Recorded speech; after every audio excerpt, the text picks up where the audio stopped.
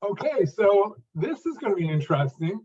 I'm talking with my new friend, Michael O'Shea. This is the second time we've talked. He's in Ireland, and I see Michael on Facebook, stuttering sites all over the place. He's got a lot of interesting things to say, and I thought it would be fun to talk with him and learn more of his story. So here we go. Michael, how you doing? I'm doing good. Thanks for having me on. Looking forward to it. I didn't know you had an accent. What's going on now all of a sudden? Well, No, I'm just kidding. that's my Irish accent. You can't beat it. Travels all over the world. Wherever I go, my accent goes with me. we've had some really fun conversations here. So you've been trying to improve your speech since you were like 17, you said, if I remember. Yeah. But it's been a long journey. It's been a long time. What has helped you?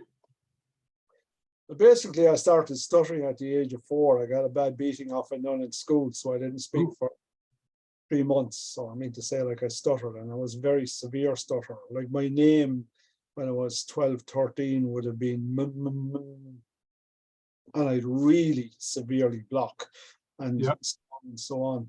And I went to school, done all the things in school, won a university scholarship to Villanova College in the USA when I was 16. I didn't go because I had the stutter. How would I survive in America when I couldn't survive at home? So I started work at 17, and basically from that point on, I always looked out for some help with my speech, because I mean to say, it was a burden, Larry. It was a burden every day. There was no other name for it. It was always there, always at the back of your mind. And when I even slept, I thought about it. And I mean to say, that's how it was. And I lived through it. I became very, very streetwise. I tell people now I'm a survivor of stuttering. I'm a survivor. And one part of that was overcompensation. I learned how to overcompensate for my stutter, which meant to me, after the 2 beatings, I got another beating in school when I was 7. And that compounded the other one. And I knew from that point on that I had to be very, very careful around people, adults especially, or it would end up in physical pain, because I felt the physical pain of it. I have the mark still of one of the teachers on my hand. Every time I look at it, I mean to say, that mark is there, and the image that he left as a person is there. But I didn't understand childhood trauma then. I didn't realize that until I was in my early 20s, when I was actually told that it's the trauma I carried through from those 2 experiences. So basically, to make a long story short, I went then in search of people who stuttered. I went to courses. There was no courses. I mean to say, I'm bringing you back to the 60s. There was nothing available in Ireland. The first professional speech therapist in Ireland was in 1968. Anybody else who gave me advice up to then were people who knew I stuttered. It could have been a teacher who introduced me to an adult who stuttered, and they would give me advice to what happened then. But I was listening to them, and they're still stuttering. So, like, I didn't pay much attention. But as I got older and as I got wiser, I started to read magazine articles. I went to conferences, and was the big thing, Larry, was when my grandmother died, I wasn't able to say goodbye to my grandmother the way I wanted to. And it broke my heart. It broke my heart. A huge emotional response within me. And if I'm honest with you, I still haven't got over it. And nature taking its course, I knew, of course, that the chances are my parents were going to pass before I did. And I didn't want to experience that pain again. I didn't want to experience it. And that really got me really concentrated on trying to do something with my speech. Interesting. And so around, how old were you then, Michael? I was about 35 years of age then, 35. 35. Yeah. So over the next few years, magazine articles, okay, there was stuff starting to appear on TV and radio. Heard a few of those, but read and contacted actors. I contacted anybody that I thought would be advice. Yeah. So A friend of mine, he'd done a course in Ireland. It was only new in Ireland at the time. He'd done it in '98, called the McGuire program. It was only in its infancy. And I watched him very carefully. He rang me on the Sunday night after he'd done that course, and I couldn't believe how he was speaking. So I arranged to meet him on the Tuesday night. And for 9 months, this man didn't realize it, but I made it an issue that I would meet him at least once every 3 weeks. And we'd go drink or we'd have a cup of coffee. I was observing. You could even say I was stalking the poor man, because I wanted to see how he was getting on and everything else. Mhm. Well, basically, then I made up my mind that I was going to do the McGuire program. But from the first time I met him until I went, it was a year after. And the reason it took a year is, Larry, I was afraid. I was afraid to go because I'd done so much leading up to that, courses, and I spent serious money and serious time trying to get it fixed, somebody to cure me. And I saw people that I went to, they were there, and my perception was that they were prepared to help me because they knew Michael O'Shea would pay anything to get in his speech. And that's how I saw it. So on the last one that I done, it cost me a lot of money. It was in America, and I came home, and it lasted about a week. All of them lasted about a week or 2 weeks. So in other words, these programs seem to help you that day and that week. Then things fall apart. Back back to square one, as we would say. So that was my history. And I came home and I told my wife after the last one. And as I said, it cost a fair amount of money. And I was good for about a week and a half. And then it started to slide. And I came home on a Friday night after work. And I told my wife, listen, I am going to live with this because I'm not going to pay any more money and be obsessed with this. And I probably was obsessed looking for people to help me. And I left that go, and I done the McGuire program then. And the man who was instructing the course started on the Wednesday. You were introduced, and I met people for the first time in a big group of adults and young people. Met over 40 people that night who stuttered. Everybody in the room stuttered. And that impressed me massively. But the game plan was that you could do the course on Wednesday night and Thursday. You made up your mind if you're going to pay the money on Friday. My game plan was I'd learn as much as I could on Wednesday evening and Thursday, and I would leave at lunchtime. I wasn't going to. But that changed very, very quickly on Thursday morning when the course instructor, who became a good friend of mine after, and actually he became a mentor. And I heard him for the first time in my life addressing stuttering from the outside in. It wasn't all stuff about the physical blocking and all of this. It was the mindset, it was the mentality. And I saw him walking up and down the floor, and he was using good technique. His breathing was pronounced, all of this, all the stuff that we were to do on the course he was doing.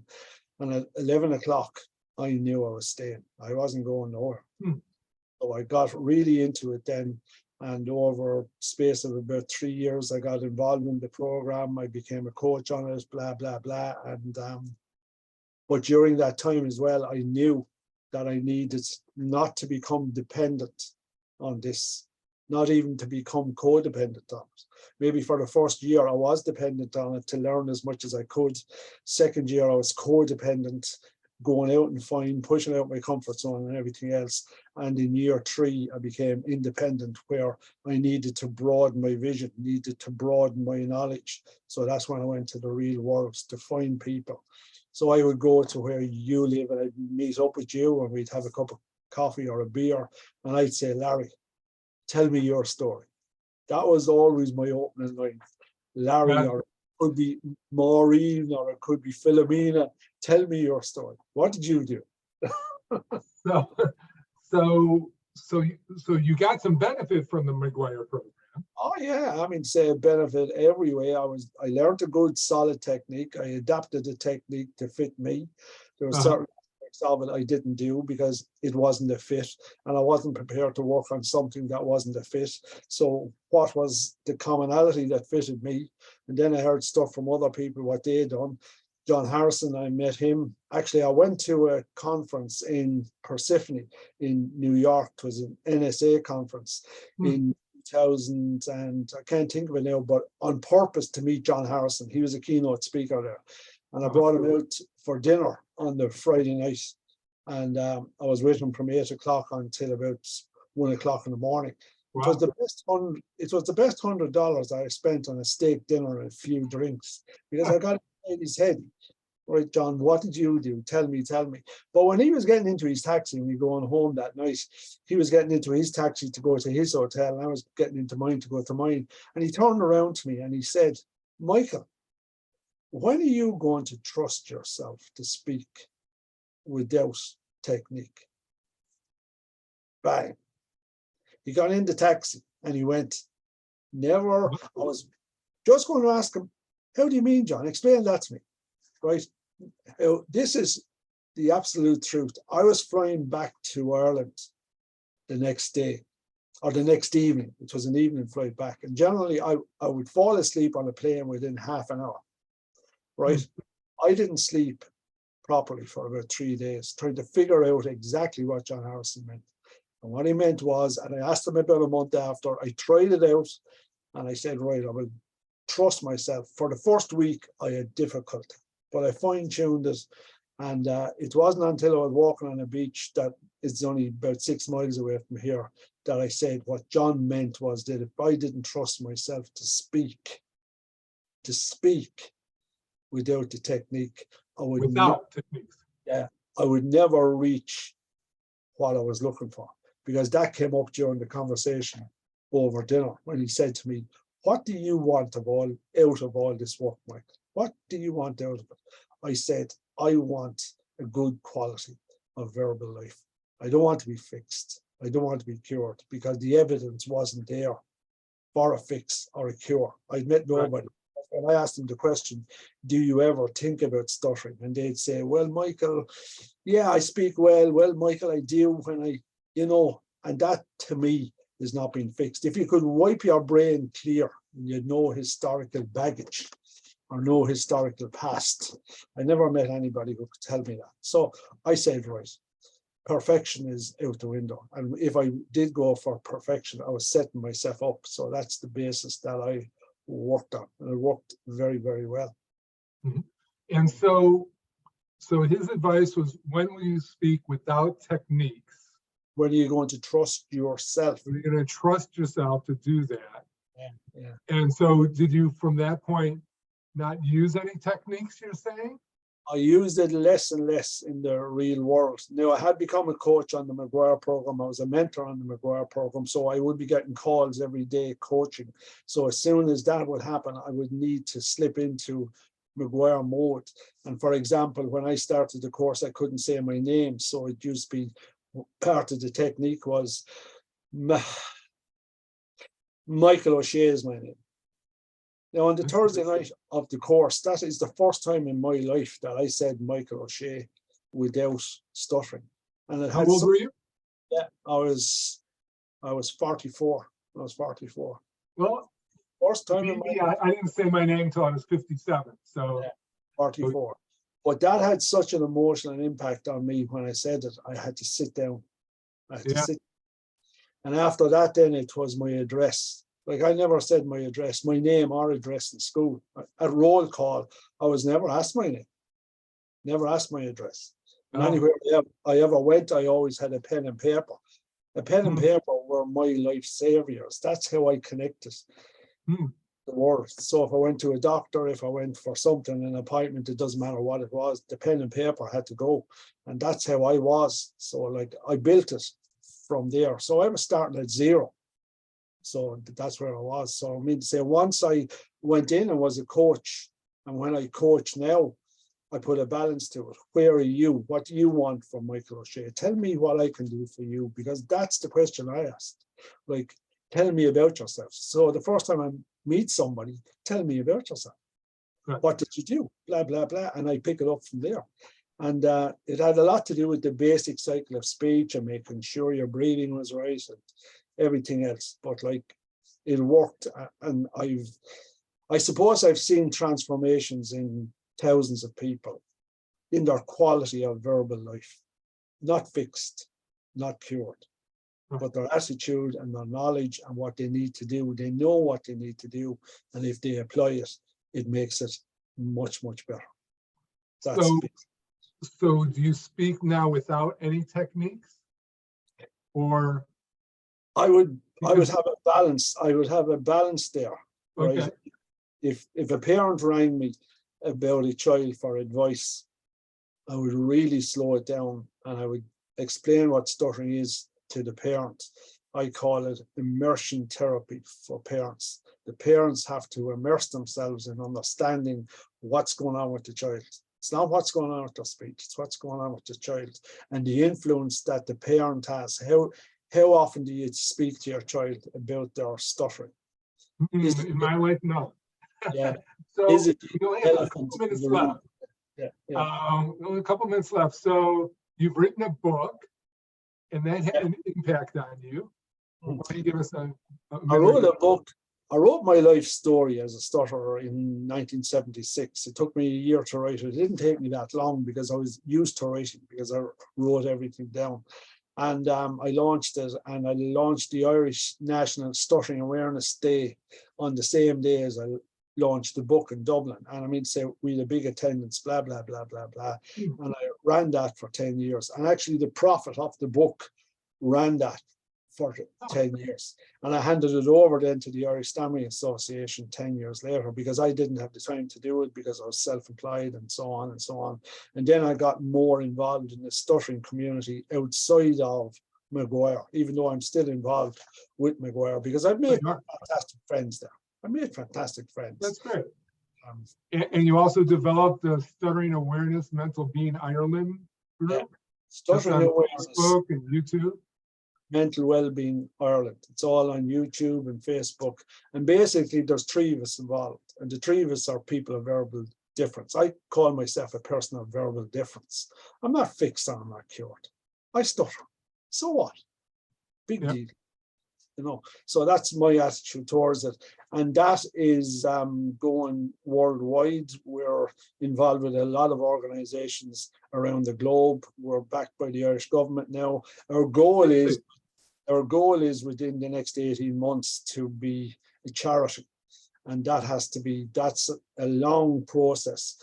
And if we reach charitable status, it means it opens up a whole new outlook for the stuttering community in Ireland, for children, education, schools, and everything else. And part of our lobby is to educate the educators about stuttering. How do you, as a teacher, not react to a child that stutters? How do you respond to a child that stutters? College lecturer, how do you respond? Not react. How do you respond?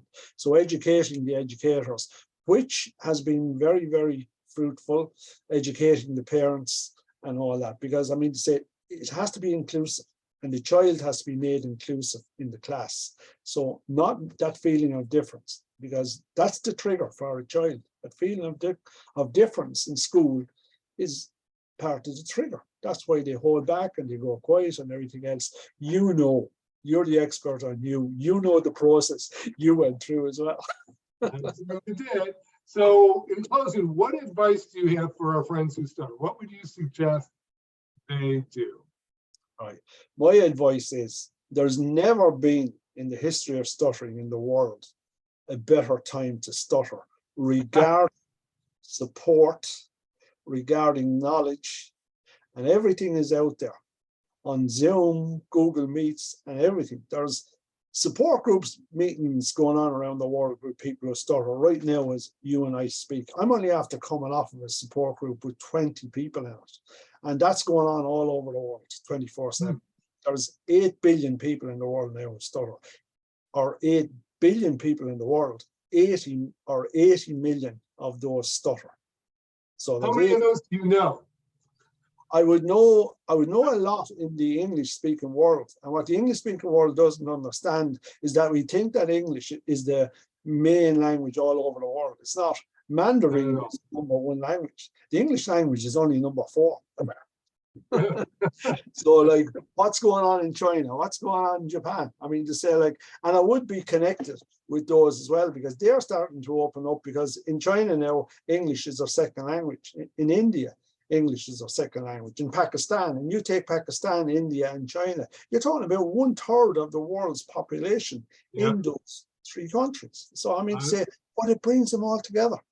You know, and you have people, I know a lot of people who are in their 70s and 80s who want to come on, and they want to join support groups now because they want to give their advice. And everybody's story, Larry, it doesn't matter who you are, how old you are, everybody's story is important. And I'm sorry I'm rushing this and I'm not using technique, but we only have a certain amount of time.